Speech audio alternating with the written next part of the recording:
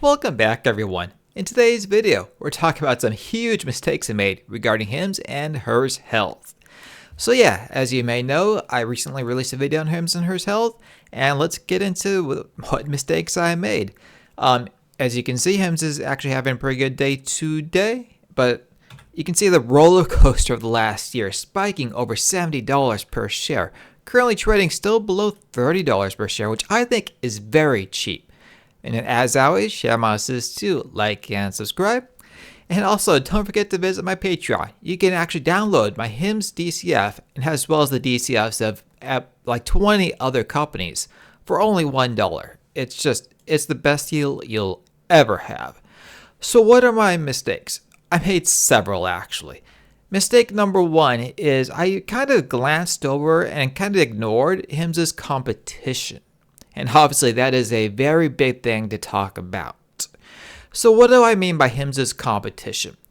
Well, the biggest one that released a little while ago, last year, was Amazon announcing they're going to be entering in the pharmacy business. And that's what somebody asked me. Here's a response to that video I posted.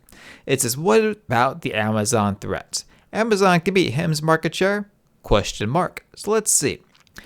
So what are they talking about? What they're talking about is Amazon Clinic, what Amazon's direct-to-consumer launch means for HIMS, Ro, and healthcare. Oh, wait, this is by Blake Madden, November 17th, 2022. Is that right? Something's off. Okay, how about this one? Amazon Clinic is now Amazon One Medical's pay-per-visit telehealth service. Here's what it means for our customers. Oh wait, this one's dated June 27th, 2024. What's going on here? Amazon introduces low upfront pricing for a telehealth visit with treatment plan and fast, free medication delivery for men's hair loss, eyelash growth, anti-aging, ED, and motion sickness for Prime members. Okay, this is November 14th, 2024. This is the one people are referring to. And the reason I brought the other ones up is to show that frankly, Amazon doesn't always succeed in their ventures. Those others were attempts by Amazon to enter into this business, and they all failed. And Amazon doesn't only fail at this so far, they fail in other ventures as well. Amazon doesn't always conquer the ventures and the industries that they get into. For example, Whole Foods. Need I say more? Okay, fine, here's one more, smartphones. So anyway, getting into Amazon a little bit more, it says Prime members can now quickly and easily treat health, beauty, and lifestyle conditions for as low as $16 per month for men's hair loss, $10 per month for anti-aging skincare, and $19 per month for ED. Amazon One Medical pay-per-visit telehealth service offers customers convenient, high-quality care for 30-plus common conditions, blah, blah, blah, blah, blah, for $29, and video visits for $49, payable by credit card and FSAs, HSAs, blah, blah, blah. Okay, so here's the main question. It says, can I use my insurance for this offering? And it says here, Amazon One Medical pay-per-visit does not accept insurance for telehealth visits. Amazon Pharmacy accepts most insurance plans, but Prime RX savings only apply when not using insurance. Amazon Pharmacy and Amazon One Medical both have a wide range of offerings for customers who prefer to pay with insurance. Does that make sense? Am I the only one confused? I hope I'm not the only one confused. So yeah, what they're saying is, I don't know. They don't know. Obviously, it depends on the insurance company, and it raises a lot of questions. And it's a lot of legwork for their customers to go through to figure out what price they're going to pay for their medications. Nobody knows. They're going to have to contact their insurance company. They're going to have to contact Amazon themselves and figure all this out. It's a lot of work for their users to go through insurance. And then on the other hand, on the other side, if they do choose insurance, Amazon's got to then go to the insurance company and negotiate a rate. Because that's the thing is, whenever there's insurance and providers involved, there's always a negotiated rate. So they sue each other constantly. The providers will sue the insurance companies to get the rate that they want. And this happens constantly. This happens weekly, where they'll sue over any kind of medication, any kind of procedure to get the best rate possible from the insurance company. And anything left over gets billed to the customers. So the insurance company wants to spend as little money as possible, but they don't care how much their customers get, dinged on the other side. So basically the goal is to screw you. Everybody's trying to screw you. So anyway, what's going on here is what HIMS does is actually they don't offer insurance on their products. Their whole goal is to do generics, and through generics, what they do is they can offer you medication that's cheap enough to be able to afford it without insurance. For example, with HIMS's GLP-1 medications, when they were offering it, it was for $299 per month, which for most people is affordable. And their other drugs are far cheaper than that. The average ticket for a HIMS customer is far below $100 per month, which is affordable. So that's the whole idea, is to bring down the cost of the whole entire healthcare system. Make it more, bring efficacy into healthcare. Make it cheaper for everybody. Make it cheaper for you. And that's the whole goal here. And then make money doing so. So that's the whole goal here, and make money doing so, and just say, insurance, go your cells and just be gone. Another thing is other people are having difficulty competing with HIMS. Walmart has exited their virtual care service. United Healthcare has exited their virtual care service. And also, what HIMS also does, and what separates HIMS from Amazon, aside from insurance, is HIMS is a vertically integrated solution. They try to produce as many of their own medications, their own compounded medications, as possible. See, the thing is, they don't sell you just one medication. They sell you sort of like a compounded, which is multiple medications rolled into one. So let's say you're having problems down there. They'll offer you a medication that's actually a couple different medications to help treat that problem. So what they're doing is they're vertically integrated. So they have actually 3 facilities in the United States now, and their market is the United States. They have 2 503A pharmacies, and they purchased a 503B pharmacy late last year in Los Alamitos, California. And this 503B pharmacy will greatly expand their product offerings because it's a larger facility. You can see it in the pictures here. And they're also working on automating their facilities and improving their facilities to improve the speed of manufacturing these generic medications for the cheap, to make the per cost cheaper. The other thing that separates HIMS from Amazon and the other generic pharmacies, and one of the reasons why, say, they're having issues and HIMS isn't, is HIMS is able to advertise in a way that those others can't. So yes, I brought this up before, but this is an actual HIMS advertisement, and the others cannot do this kind of advertising. You'd have to be a specialist, like somebody in this list, to do that kind of advertising.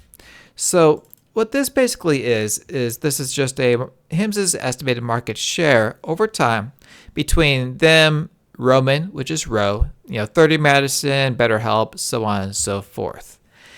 So these are the more direct competitors to HIMS, the biggest being Ro. Now, what's going on here is some of these, and this is actually new news just recently, brought to you by HIMS House, is breaking. Eli Lilly sues 4 compounders over tirzepatide knockoffs. I cannot pronounce that word. The companies sued are Mochi, Phila, Willow, and Henry. I'm sure you may have seen advertisements from Henry. I have myself. I'm not telling you why. Okay, so anyway, what's going on here is GLPs recently by the FDA were declared not in shortage. So what happened was when these were in shortage, these were allowed to be compounded by these compounded pharmacy generic compounders like HIMS. So it was allowed by the FDA due to the shortage, but since it's no longer in shortage, the FDA cut it off It says you cannot compound these medications anymore. So they've cut off Eli Lilly's medication. They've also cut off semaglutide by Novo Nordisk. Now, when they cut off semaglutide, that's what HIMS was producing. So HIMS can also no longer produce this medication. And HIMS has already stopped producing these medications. They stopped selling it. So, obviously, you don't want to get on the bad side of these large insurance companies because you will be sued, as can be seen here. So HIMS sort of front-loaded that. So what else is going on with their competition? Well, let's start with Ro. Ro, this is from the BBB. This isn't from me. This isn't from Amazon. This isn't from anybody else. This is from the Better Business Bureau. And these are the reviews. And Ro has just terrible reviews. 1.19 stars. That is horrendous. And let's just look at a couple of these reviews. And these are recent. Look at this. April 9th, April 8th, April 8th. So yeah, with all these bad reviews, why is this company still in business? This is Mary. I had a horrible experience as well. They tell you it's a guaranteed refund, but it is not. The product does not work. This company should be shut down. By Chris. Total ripoff. Had to pay $145 a month for a prescription, then have to pay $500 a month for the prescription. So I guess they changed prices on them. Very deceptive company. Don't fall for it. John. Trust me, trust the poor reviews about Ro and do not trust this company, yada, yada, yada. You get the idea. Here's one by Melissa. Ro has been an absolute pathetic service to deal with. At first, very responsive for the little interaction I request. My insurance charged providers through work, so I often notified them a week prior.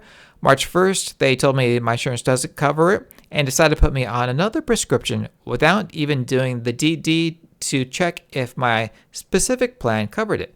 The doctor is, and yada, yada, yada. You can read it yourself. Let me see, make sure it's visible. Yeah, you can read it yourself. I'll just move on.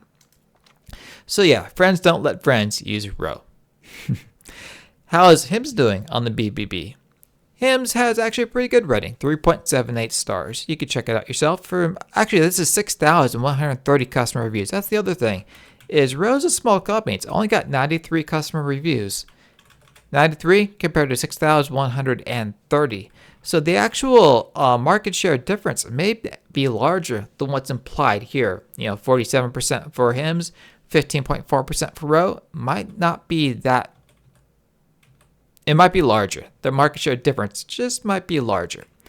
So yeah, the other thing about HIMS is how they differentiate themselves from, say, Amazon, is they offer personalized solutions. So for each person, if they need a different makeup with their medicine, HIMS is able to do it.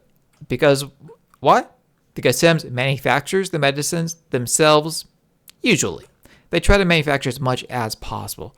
The other things HIMS is doing is they are spending less per revenue dollar on expenses. And this is what's making them profitable. For example, marketing's dropped from 51% of revenue to 46% of revenue, and that will continue going down as time goes by. So that is a very good thing. We've already discussed that. So what's HIMS doing since they can no longer sell GLP-1s? And that's what this was about. HIMS can no longer sell GLP-1s. And HIMS has a lot of customers now on GLP-1s. Hundreds of thousands of customers of HIMS are on GLP-1s, and they can no longer access semaglutide through HIMS. So what are they to do? HIMS is offering them two options. Option number one, and this was earlier in April, HIMS is going to be selling Lilly's weight loss drug on its telehealth platform. Now, again, this is going to be the branded medication officially through Eli Lilly. It's an option. It's an expensive option. I think it's like $1,800 per month. So if you got the money, you can do it. But this isn't optimal. This is a very expensive option. But people can do it if they choose to. That's option number one. Option number two is HIMS going to be doing a generic of liraglutide this year. Why liraglutide? See, the thing about liraglutide is it predates the other two GLP medications, and this is, it just went generic starting in 2025, it went generic. Luckily for us, luckily for HIMS, luckily for their users. So what they're going to be doing is they're going to be releasing their liraglutide generic soon, and they're going to be attempting to transition their subscribers that are using the current semaglutide GLP-1s and trying to transition them to liraglutide. Now, granted, yes, liraglutide is not as good as semaglutide. You have to take the shot every single day. Among other things, it's not as good of a medication, but it's the only option. Legally, it's the only option that HIMS has, because HIMS obviously doesn't research these medications themselves. So I got another comment, another question on my video. The question is, would they be profitable if they stopped share dilution? And this is by Joe. So let's take a look at HIMS's profit statement just briefly. I think I went over this in the last video, so I don't need to go into too much detail, but let's look at it here. Here's their most recent operating statement, and look at their operating expenses. That little number 1 to the top right. So yeah, what that 1 means is down here. I'm referring to this one. So what the 1 means is it includes stock-based compensation expense as follows in thousands. So for stock-based compensation, let's just add it all together. It's $24,349,000. But that's included already in these operating expenses. These are GAAP results. This is not non-GAAP. This is GAAP. So this includes stock-based compensation. So including stock-based compensation, HIMS is already profitable $126 million last year. So profitability is not an issue. If HIMS wanted to, they could start buying back these shares, but they don't need to just yet. What they're doing is they're consolidating and they're shoring up their balance sheet. They're strengthening their already very strong balance sheet. So yeah, they got cash and equivalents of $300 million. $300 million of cash and equivalents. This time last year, it was just over $200 million in cash and short-term investments. And it's gone up significantly over the last year. So they're strengthening themselves. And look at their total assets year over year, from $441 million to $707 million in assets. That is an enormous jump. And also, how much debt do they have? Zero debt. All they've got is operating lease liabilities, which they have to pay for. It's basically rent for owning their facilities. It's expenses that will never go away. It's not actual debt. So yeah, they do have $75 million in deferred revenue, but look at their assets versus liabilities differential. It's 5 times, 4 times, 3 times. So it's like 3x. You just don't see that. You don't see that.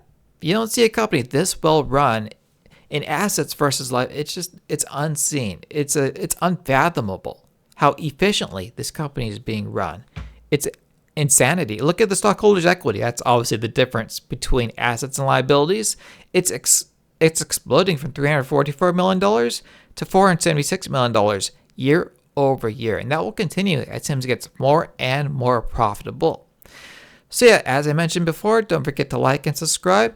Visit my Patreon. Remember, it's only $1 per month. You can download my DCF on HIMS and figure out exactly what I think HIMS is worth today. And I'll just give you a hint, it's much more than its current price. So yeah, thank you for watching, and I will see you in the next one.